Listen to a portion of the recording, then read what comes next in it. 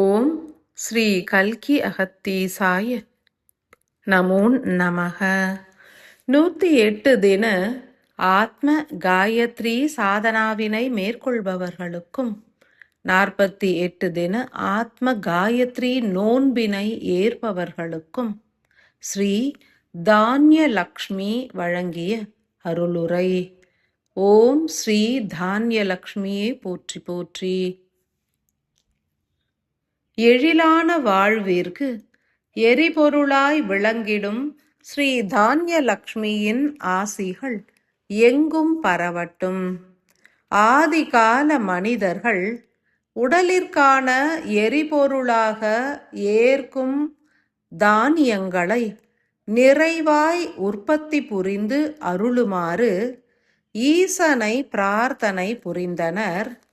ஈசனாரின் ஆற்றல்களினால் உருவாக்கப்பட்ட ஆதிலக்ஷ்மியின் ஒரு பிரிவு ஆற்றல்களாய் விளங்கிடும் யாம் இப்பிரபஞ்சம் முழுவதும் ஆற்றலாய் நிறைந்திருப்பினும் பூமி கிரகத்தினில் மாத்திரமே இயங்கு சக்தியாய் நிலைத்துள்ளோம். தானியம் என்பது செழிப்பாய் வளர்ந்திடவும் ஆற்றல்களை பொழிகின்றோம். அசையும் உயிர்களாகிய மானுடர்கள், விலங்கினங்கள், பறவைகள் ஆகிய அனைத்திற்கும் யாமே எமது ஆற்றல்களை பொழிந்து உணவாக உருக்கொள்கின்றோம். ஓர் அணுவாகவும் ஆற்றலாகவும் விளங்கும் யாம் ஒரு வகையான பாதரசமாவோம். எமது அணுவிற்குள் நிலைத்திருக்கும் ஆற்றல் என்பது ஓர் அற்புத அமிலமாகும். அனைத்து தாவரங்களுக்கும் உதவக்கூடிய உன்னதமான தூய அமில ஆற்றல் எம்முள் நிறைந்திருக்கும். ஒரு வகை இரசாயன ஆற்றலாகவும் எமை அறிந்திடலாம். பூமி கிரகத்தினோடு யாம் அதீத ஆற்றல் தொடர்பினை ஏற்றிருப்போம். ஏனெனில் எமது ஆற்றல்களை ஈர்த்து பெறுவது பூமி ஒன்றே.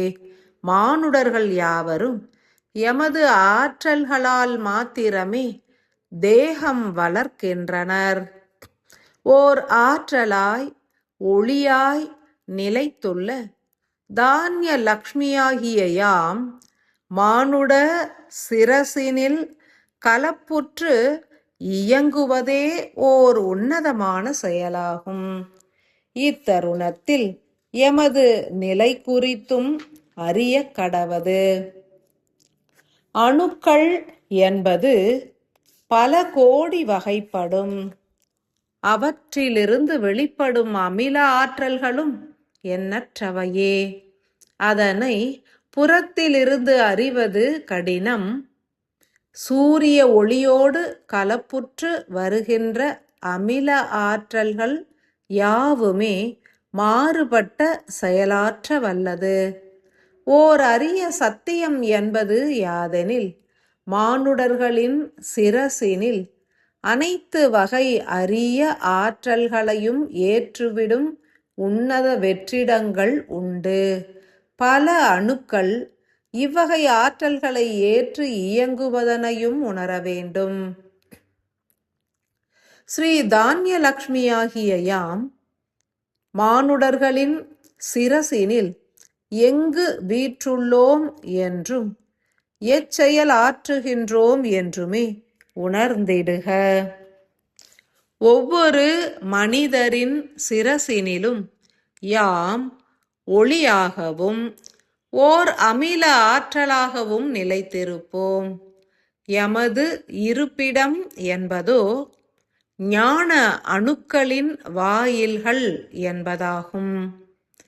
பீனியல் சுரபி எனும் உயிர் கூட்டினை சூழ்ந்து பாதரச அமில ஆறு என்பது இயற்கையாகவே அமைந்திருக்கும். அதனை அடுத்துள்ள முதல் வட்ட அணுக்களாகிய ஞான அணுக்கள் எனும் சத்தியயுக அணுக்களின் வாயிலில் ஒருவித ரசாயன அமிலம் நிறைந்திருக்கும். அவையே தானியலக்ஷ்மி என்றுமே அறிந்திடலாம். அஷ்டலக்ஷ்மிகளில் ஒரு பிரிவு ஆற்றலாகிய யாம் 7 துளிகளாய் உருக்கொண்டு 7 ஞான அணுக்கள் எனும் உன்னத ஆன்மத் துகள்களைச் சூழ்ந்து நிலைத்திருப்போம். எவ்விதம் யாம் 7 துளிகளாக பிரிந்திட இயலும் எனில் அவையாவும் மின்காந்த ஆற்றல்களின் மூலமே என்றுணர்க.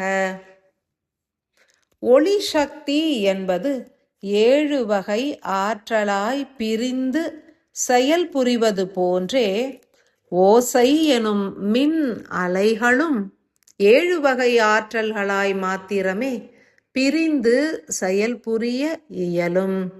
ஒளியும் ஓசையுமே காந்தமும் வெப்பமுமாக இயங்குகின்றது. ஒவ்வொரு பாதரச அணுவிலும் 7 வகை காந்த சக்தியும் 7 வகை வெப்ப சக்தியும் உண்டு. அவ்வகையில் தானியலக்ஷ்மியாகிய எமது பாதரச அணுவும் 7 வகை மின்காந்த ஆற்றலாக உருகொள்ளும். அவ்வகையில் உருவான 7 வகை காந்த ஆற்றல்களும் 7 வகை ஞான அணுக்களில் படிந்தே செயல்புரியும். எவ்விதம் ஸ்ரீ கஜலக்ஷ்மியானவர் பீனியல் சுரபி எனும் உயிர் கூட்டினை காத்து ரட்சிக்கும் ஆற்றலாய் விளங்குகின்றாரோ அவ்விதமே யாமும் இயங்கிடுவோம். சந்தானலக்ஷ்மியோ தலைமை சுரபியினை சூழ்ந்து பாதுகாக்கும் ஆற்றலாவார். தானியலக்ஷ்மியாகிய யாம் 7 வகை ஞான அணுக்களை சூழ்ந்து நிலைத்து பாதுகாத்திடுவோம் என்றறிக. ஏன் யாம் ஞான அணுக்களிடம் நிலைத்துள்ளோம் என்றும் அறிய கடவது. மனிதர்கள் ஏற்கின்ற புற உணவுகள் யாவுமே புரத மென்பொருட்களால் சூழப்பட்டிருக்கும். அனைத்து உணவுப் பொருட்களிலும் புரதம் என்பது கலப்புற்றிருக்கும். தானிய வகைகள் அனைத்திலும் புரதம் என்பது கலப்புற்றே காணப்படும். அவையே அறிவிற்கும் புற இயக்கத்திற்கும் மூல ஆற்றலாகவும் நிலைத்திருக்கும். ஞான அணுக்கள் யாவுமே அதி உன்னத புரத ஆற்றல்களை உள்ளடக்கியிருக்கும். அப்புரத ஆற்றல்களை பிரபஞ்ச பேராற்றல்களிலிருந்து வெளிப்படும் உன்னத ஆற்றலாகவே ஏற்க வேண்டும். இத்தருணத்தில் இப்பிரபஞ்சத்தில் பல்வேறு மாற்றங்கள் உருவாகி உள்ளது. பூமி கிரகத்தினில் யுக மாற்றம் என்றே அவை அழைக்கப்படுகின்றது. ஸ்ரீசக்கர தியானங்களை ஏற்போர் அனைவரும் ஸ்ரீ தானியலக்ஷ்மியாகிய எமது இருப்பு நிலையை உணர வேண்டும். பிரபஞ்ச பேராற்றல்களின் ஓர் உன்னத மூலக்கூறாக யாம் நிலைத்துள்ளோம். யாமே பிரபஞ்ச புரதமும் ஆவோம். பிரபஞ்ச இயக்கத்தின் பதிவுகளை மானுட சிரசிற்கு ஈர்த்து அருளும் யாம் புறத்தினிலே மனிதர்கள் ஏற்கும் உணவினில் உள்ள புரத ஆற்றல்களோடு பிரபஞ்ச புரத ஆற்றல்களை அனுதினமும் கலப்புறச் செய்திடுவோம். புரத ஆற்றல் என்பதே ஓர் மானுட தேகமானது உறுதியாய் இயங்கிட உதவிடும். மேலும் எண்ணற்ற பதிவுகளை ஏற்கவும் உதவிடும். அவ்வகையில் ஒரு மனிதர் ஞானம் பெற்று விண்ணேறிடவும் புரத ஆற்றல்களே அவசியமாகும். ஞான அணுக்களை சூழ்ந்துள்ள தானியலக்ஷ்மியாகிய யாம் விண் ஆற்றல்களாகிய புரத ஆற்றல்களே என்றுணர்க. இத்தருணத்தில் தேவியர்கள் அனைவரும் ஒடுங்குவதன் மூலம் யாமும் ஆதி லக்ஷ்மியோடு ஒடுங்கியே விண்ணேறிடுவோம். அனைத்து மானுட ஆன்மாக்களின் சிரசினிலும் இனி வரும் காலங்களில் ஞான வாயில்களின் பாதுகாவலனாய் நிலைத்திருக்கும் தானிய லக்ஷ்மியாகிய யாம் ஒடுங்கிடுவோம் என்றும், அதன் மூலம் பலருக்கும் ஞானம் பிரவாகம் கண்டிடும் என்றுமே உணரக் கடவது. ஸ்ரீசக்கர தியானங்களை ஏற்போர் யாவரும் எமது இருப்பு நிலையை ஆழ்ந்து உணர வேண்டும். எமது புரத சக்தி என்பது பூரணமாய் ஒடுங்குவதற்கு முன்னர் உங்களது சிரசிகளில் பகிரப்படும் என்றே உணர வேண்டும். பலருக்கும் ஞான வாயில்கள் திறவு கொண்டு பூரண ஞானமும் வெளிப்படத் துவங்கும். ஸ்ரீசக்கர தியானங்களை ஏற்போருக்கும் ஏனைய அகத்தியரின் அன்பு சீடர்களுக்கும் யாம் எமது புரத சக்தி எனப்படும் விண் ஆற்றலை பூரணமாய் பகிர்ந்திடுவோம்.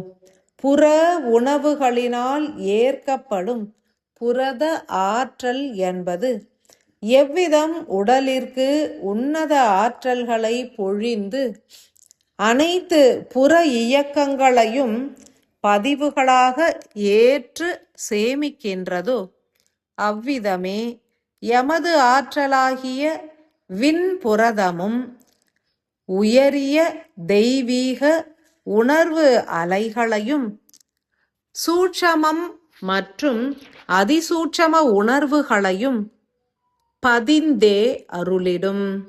இத்தருணத்தில் யாம் ஒடுங்குவதினால் எமது விண்புரத ஆற்றல்களை அனைவரது சிரசுகளிலும் பகிர்ந்திடுவோம்.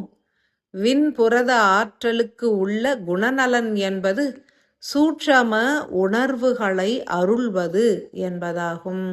அனைவரும் ஸ்ரீசக்கர தியானங்களை ஏற்ற பின்னர் 3 முறை நீர் எடுத்து நிலம் விடுத்து ஸ்ரீ தானிய லக்ஷ்மியின் விண்புரத ஆற்றல்கள் பூரணமாய் எமது சிரசினில் பரவ வேண்டும் என்றே பிரார்த்திக்க கடவது. இதன் மூலம் ஓர் குளிர்ந்த மெல்லிய காற்றலையானது சிரசினில் பரவுவதனை உணரலாம். இதன் மூலம் தெய்வீக சிந்தனைகளும் இறை லயமும் தீர்க்கமாய் கிட்டிடும். ஞானமும் பெருகக் காணலாம். ஸ்ரீ தானிய லக்ஷ்மியாகிய யாம் விண்புரத ஆற்றல் எனும் காரணத்தினால் ஈசனாம் பரமாத்மாவின் ஆற்றல்களை பதிவாக ஏற்றுவிட உதவிடுவோம். இதன் மூலம் இறை பதிவுகள் கூடிடும். எத்தருணத்திலும் இறை சிந்தனையே ஓங்கிடும். விண்புரதம் என்பதோ மண்புரதத்தோடு கலப்புற்று அதனை அழித்தும் செயல்புரியும். தேகமானது விண்புரத ஆற்றல்களை பூரணமாய் ஏற்று ஒளி வீசிடும். உணர்ந்தால் மாத்திரமே சத்தியங்கள் வெளிப்படும். ஸ்ரீ தானிய லக்ஷ்மியின் அன்பு நிறைந்த ஆசிகள்.